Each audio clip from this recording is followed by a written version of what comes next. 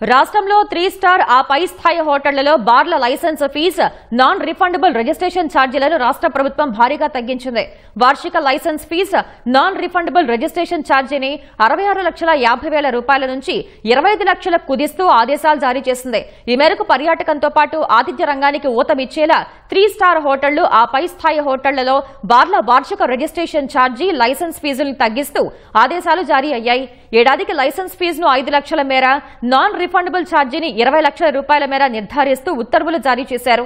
2025 September 1వ తేదీ నుంచి ఈ ఉత్తర్వులు అమల్లోకి వస్తాయని పేర్కొంటూ ఎక్సైజ్ శాఖ ముఖ్య కార్యదర్శి ముఖేష్ కుమార్ మీనా ఉత్తర్వులిచ్చారు.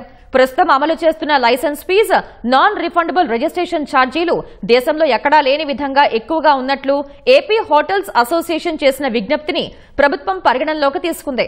దీంతో పాటు పర్యాటకంగా వృద్ధి చెందేందుకు, అలాగే పెట్టుబడులకు ఉన్న అవకాశాలు, విదేశీ ప్రత్యక్ష పెట్టుబడులు, ఫుట్ ఫాల్ వంటి అవకాశాలను అందిపుచ్చుకునేలా ఫీజులు, ఛార్జీలను తగ్గించాలంటూ ఏపీ టూరిజం డెవలప్మెంట్ కార్పొరేషన్ ప్రభుత్వానికి ప్రతిపాదనలు సమర్పించింది.